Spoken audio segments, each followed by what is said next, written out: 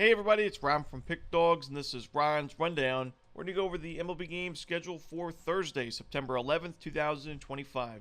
If you like this video, make sure to hit that thumbs up button and subscribe. Put those baseball picks in the comment section below. And if you're looking for my best bets, the games I love the most, including my daily rundown best bet in Major League Baseball, as well as my college football play of the night on Thursday, you can find those in the premium picks tab at pickdawgz.com. There's also a link in the description. Alrighty, here we go. Here are the games for Thursday, Major League Baseball. First up, we got an afternoon game between the Pirates and the Orioles. We've got Johan Oviedo and Kate Povich as the starters.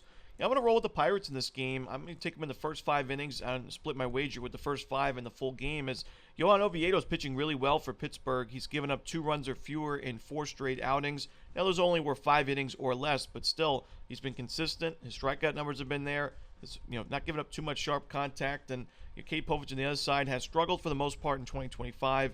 He did have some solid outings in August, but in his first start in September, 5 innings, 4 earned runs, a home run, 3 walks to go with it against the Padres, 7 base hits to go with it as well. And that makes it now his last 10 innings of work, 14 hits and 3 walks with 3 home runs, giving him a lot of base runners given up from Povich. I think the Pirates can get to him for a few runs early. Give me Pittsburgh first 5 and full game money line.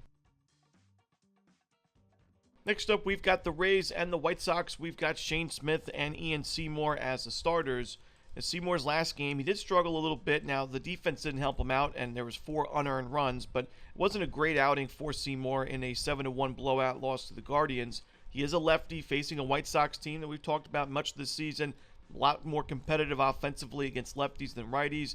In the last month, a very low strikeout rate and solid OPS and ISO numbers to go with it against southpaws. So I do think Seymour could be in trouble in this game. Shane Smith didn't have his best start in his last game against the Tigers, but that game was on the road. And I still like the fact that his last 11 and a third, he's got 13 strikeouts, missing some more bats, and he's pitched so well at Rate Field this season at home. 3.26 ERA in 60 and 2/3 compared to an ERA in the mid-4s on the road. So I think Smith bounces back. I think the White Sox get to Seymour. I'm going to take Chicago on this one on the money line. Next up, we've got the Astros and the Blue Jays. We got Christian Javier and Kevin Gausman as the starters. Now, Javier struggled in his last start, and he also doesn't have the best numbers against his current Blue Jays roster. Not the worst either. Decent strikeout rate, a 260 expected batting average is okay, but a 459 expected slugging percentage, a pretty steep walk rate at 10.5%. I think the Blue Jays, tough lineup against right-handed pitching, will be able to get to Javier. And then you got Kevin Gausman, who's got great numbers against his current Astros lineup. Houston's got some of the worst numbers in Major League Baseball against righties in the last 30 days. And like I said, Gausman, against his current Astros roster, 117 plate appearances with a 41% strikeout rate and a 249 xWOBA. He's in good form. I think he pitches well. I think the Blue Jays pick up a W in this one. Next up, we've got the Nationals and the Marlins, the 4th of this 4-game series. Brad Lord and Ryan Weathers are the starters. Now, we've seen some high-scoring games in this series, and honestly, the Nationals' offense in the month of September is off to a great start, but this is a game where I actually think we see a lower-scoring start. Now, these are 2 not-so-great bullpens, so if this is a close game late, a competitive game late, even if it's not, we could see some runs scored late. So I'm going to take the first 5 innings under in Nationals-Marlins, as Ryan Weathers' first start back since June. Definitely a concern, his first start since the injury, but he pitched really well in his rehab starts. He was pitching well before the injury. He's a lefty facing a Nationals roster that's not been great against lefties in the last 30 days. Then you got Brad Lord on the other side. I've mentioned I think he's an underrated starting pitcher in this Nationals rotation. Honestly, one of the better options right now in the current Nationals rotation post-deadline. And I think he could put together a solid outing against this Marlins lineup that's been so-so as of late. So give me the under in the first 5 innings in Marlins Nationals. Next up, we've got the New York Yankees taking on the Detroit Tigers. We've got Cam Schlittler for New York, but no official starter right now for the Tigers. I like another total in this game, but this time I'm going with the over. Cam Schlittler has been pitching well so far at the Major League level, but did struggle quite a bit in his last start against the Blue Jays, giving up 4 earned runs, just an inning and 2/3. I worry about those regression concerns going forward, facing another tough lineup here in the Tigers. I think that the Tigers will be able to get to him, and this Yankees bullpen, which struggled earlier in this series. And the Yankees offense has been very strong against both lefties and righties in the last 30 days, so I don't think they'll have any problem chipping in some runs for us to get over this total. I do still think the Yankees win this game, but I'm going to roll with the over in Tigers-Yankees. Next up, we've got the Mets and the Phillies. We've got a pair of lefties on the mound, and this one, Jesus Luzardo and David Peterson. Now, Luzardo faced this Mets lineup not too long ago, back on August 26th, and that was not a great outing. 4 innings, 4 runs, ended up being a 6-5 Mets victory, but for me, I still think Luzardo is the better option in this game. He actually has pretty good numbers still against the Mets' current roster in 167 plate appearances, good strikeout rate, pretty low walk rate, and the xWOBA is not too shabby as well, 315. While the Mets and David Peterson against his current Phillies lineup, similar sample size, 130 plate appearances, good strikeout rate, but a 507 expected slugging percentage, 305 expected batting average. Peterson in general is just not in good form right now. He struggled in August. He wasn't good in his first start in September. I know he didn't have to face the Phillies as recently as Luzardo has, against the Mets, but I still think that Luzardo is the better option in this game. And I think the Phillies are just playing the better baseball overall recently. So give me Philadelphia in this one on the money line at Citizens Bank Park. Next up, we've got the Royals and the Guardians. We've got Stephen Kolek and Gavin Williams as the projected starters.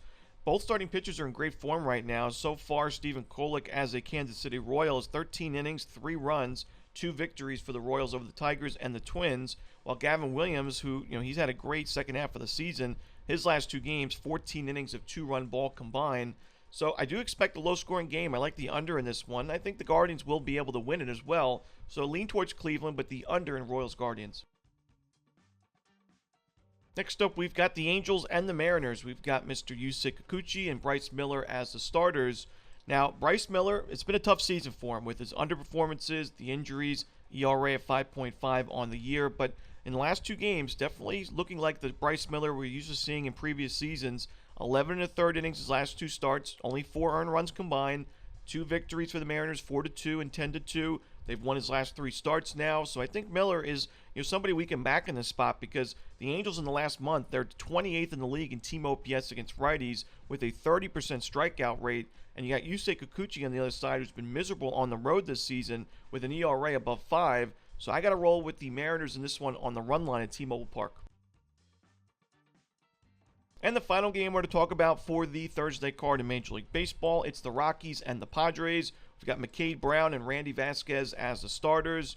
Now, at the beginning of his first couple of games at the Major League level, McCade Brown, I thought actually showed some promise, and I think eventually he could be an option in a Major League rotation, but now, as we see more of the scouting report built up on him, teams are starting to get to him earlier in outings. I just don't think he's a viable option right now. And his last game against these Padres, it was at Coors Field, an inning and 2/3, 6 earned runs, a home run given up as well. Ended up being a 10-8 loss for the Rockies, so a high-scoring game. And I think this is going to be the same thing. I mean, even at Petco Park, much more pitcher-friendly. I think that McCade Brown struggles. I think Randy Vasquez is also not a great option for San Diego. He pitched against the Rockies in that game, and it was a quality start on paper, but 8 base hits given up, only 3 strikeouts for Vasquez. We've talked about his 49-62 walk-to-strikeout ratio in 2025. His expected numbers are through the roof. The underlying numbers are miserable. So even the Rockies, who are not a great offense on the road, should still be able to get to Vasquez the second time facing him in the same week